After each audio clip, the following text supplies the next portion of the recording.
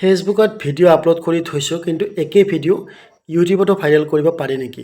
হয়, পাৰি, কিন্তু 90% মানুহে ভুল কৰি আছে। আপুনি যদি এটা চিম্পুল ট্ৰিক শিকি লয়, তেন্তে একেই ভিডিঅ' দুয়োটা প্লেটফৰ্মতে ভাইৰেল হ'ব পাৰে। আপোনাৰ ফেচবুক প্লাছ ইউটিউব দুয়োটাই একেলগে গ্ৰ' হ'ব। সম্পূৰ্ণ জানিবলৈ ভিডিঅ'টো শেষলৈকে চাব, নাচালে মিছ কৰিব। আৰু লগতে ভিডিঅ'টো যদি আপোনালোকে নতুনকৈ চাই আছে, তেতিয়াহ'লে পেজটো ফ'ল' কৰিব একদমেই নাপাহৰিব। প্ৰথমতে আপোনালোকে ইউটিউবত যোৱাৰ আগতে প্লে' ষ্টৰত গৈ ইউটিউব এপ্লিকেশ্যনটো আপডেট দি ল'ব। মই ইউটিউবলৈকে সোমাই আহিলোঁ। সোমাই আহি আপোনালোকে নতুন আই ডি বনোৱাৰ কাৰণে বা চেনেল বনোৱাৰ কাৰণে প্ৰফাইল পিকত ক্লিক কৰি ল'ব। প্ৰফাইল আইকনত ক্লিক কৰাৰ পিছত ইয়াতে আপোনালোকে নিজৰ নামটো দিব বা প্ৰফাইলৰ নাম দিব, আপোনালোকৰ আই ডি হৈ যাব। তাৰপিছত আপোনালোকে আপডেট কৰি ল'ব পাৰি কিছু বস্তু ভিউ চেনেলত গৈ কিনে আপোনালোকে এই কলম দেখিছে নহয়, এডিট চেনেলত যাব। এডিট চেনেল এইখিনি কাম আপোনালোকে পিছতো কৰিব পাৰিব, কিন্তু আপোনালোকে হেণ্ডেল দি দিব বা আপোনালোকে কিহৰ ওপৰত আপোনালোকে ভিডিঅ' বনাব সেইখিনি আপোনালোকে ডেছক্ৰিপশ্যনত লিখি দিব। এইখিনি আপোনালোকে পিছত কৰিব পাৰিব। প্ৰথমতে আপোনালোকে প্ৰফাইল আইকনত ক্লিক কৰি নিজৰ নাম বা প্ৰফাইল নামটো দি ভিডিঅ' আপলোড কৰিব পাৰে। তাৰপিছত আপোনালোকে কি কৰিব লাগিব, আইকনত নিজৰ নাম দিয়াৰ পিছতে এই প্লাছ চিনটো দেখিছে নহয়, এই প্লাছ চিনত আপোনালোকে ক্লিক কৰিব লাগিব। প্লাছ চিনত ক্লিক কৰাৰ পিছত তলত আপোনালোকে দেখিব ভিডিঅ', শ্বৰ্টছ, লাইভ, এনেকৈ প'ষ্ট। ইয়াতো আপোনালোকে প'ষ্টো দিব পাৰে। ফেচবুকত যেনেকৈ আমি প'ষ্ট আপলোড কৰোঁ, ঠিক তেনেকৈ ফটো প'ষ্ট ইয়াতো আপোনালোকে ফটো প'ষ্ট আপলোড কৰিব পাৰে। তো মই শ্বৰ্টছ দেখুৱাই দিম কেনেকৈ আপোনালোকে আপলোড কৰিব লাগে।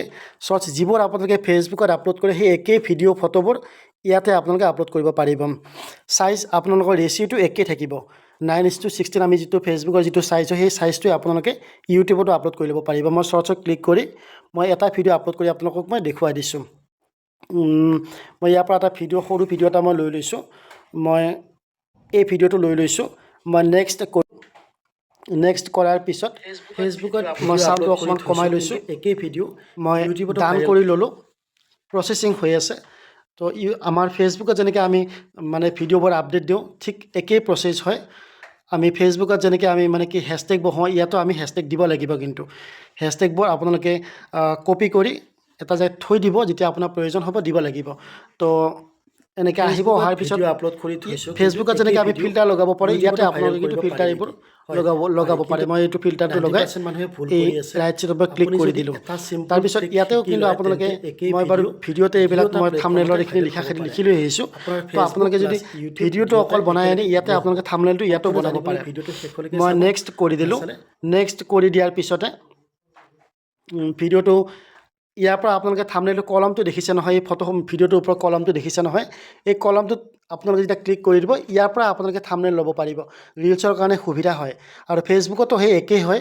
যেতিয়া আপোনালোকে ফেচবুকত ভিডিঅ' এটা আপলোড কৰে নহয়, ভিডিঅ'টো আপলোড কৰাৰ সময়তে থাম্বনেইলটো চুজ কৰি ল'ব পাৰে। যিটো পাৰ্ট ভাল হয়, সেই পাৰ্টটো প্ৰথমত ৰাখিব পাৰে। মই এই থাম্বনেইলটো লৈ মই ৰাইট চিনত ক্লিক কৰি দিলোঁ ইয়াতে। তাৰপিছত আপোনালোকে কি কৰিব লাগিব, প্ৰথমে ইয়াতে কেপশ্যনত লিখিব লাগিব। কেপশ্যনত মই যিকোনো এটা কেপশ্যন আপোনালোকক দেখুৱাই দিয়াৰ কাৰণে মই আপলোড নকৰোঁ। যিকোনো এটা মই কেপশ্যন লিখি ল'লোঁ। ইয়াতো ঠিক তেনেকৈ আপোনালোকে হেছটেগ দি দিব। মই হেছটেগ দি দিলোঁ, যিকোনো এটা হেছটেগ দি দিছোঁ বাৰু। তো মই ফেচবুক পেজ দি দিছোঁ। ঠিক তেনেকৈ আপোনালোকে দিব পাৰিব। দেখিছেনে, ইয়াতে ৰেড হৈ গৈছে। কিন্তু ইয়াতে আপোনাৰ 100টা ৱৰ্ডৰ ভিতৰত হ'ব লাগিব। যদি বাহিৰত হয় তো ৰেড হৈ যাব। ডেছক্ৰিপশ্যনটো আপোনালোকৰ বা কেপশ্যনটো ডাঙৰ হ'ব নোৱাৰিব। মই 2টা ৱৰ্ড কমাই দিছোঁ, হয়। তাৰপিছত আপোনালোকে কি কৰিব লাগিব, ডেছক্ৰিপশ্যনত আকৌ এড ডেছক্ৰিপশ্যনত, সেইটো আপোনাৰ শ্বৰ্ট ডেছক্ৰিপশ্যনত গুচি গ'ল। ওপৰৰ যিটো আপুনি টাইটেলত দিছে, তো আপোনালোকে লং ডেছক্ৰিপশ্যনত ইয়াৰ পৰা দিব লাগে আপোনালোকে ডেছক্ৰিপশ্যন। তো ডেছক্ৰিপশ্যন ইয়াতে মই সম্পূৰ্ণকৈ দি দিলোঁ। দি মই বেক হৈ ওলাই আহিলোঁ। তাৰপিছত আপোনালোকে ৰিলেটেড ভিডিঅ', যদি আপোনালোকে আগত ভিডিঅ' আপলোড কৰা আছিলে, তো আগৰ ভিডিঅ'বোৰ মই যিকোনো এটা ভিডিঅ' চুজ কৰি ল'লোঁ। আৰু মোৰ চেনেলটো নতুন হয়, নতুনকৈ আৰম্ভ কৰিছোঁ। ছাপোৰ্ট কৰিব সকলোৱে। তাৰপিছত এইটো কৰাৰ পিছত মই লোকেশ্যন দিম। লোকেশ্যনটো মই ইয়াতে আছাম দি দিম। মই আছাম দি দিলোঁ। মই ইয়াতে আপলোড নকৰি মই কি কৰিম জানেনে, এই পাব্লিছ হৈ আছে নহয়, ভিজিবিলিটি পাব্লিছ, এই পাব্লিছটো মই কি কৰিম, প্ৰাইভেট কৰি ৰাখিম। মই ইয়াতে প্ৰাইভেট কৰি আপলোড শ্বৰ্ট কৰিলোঁ।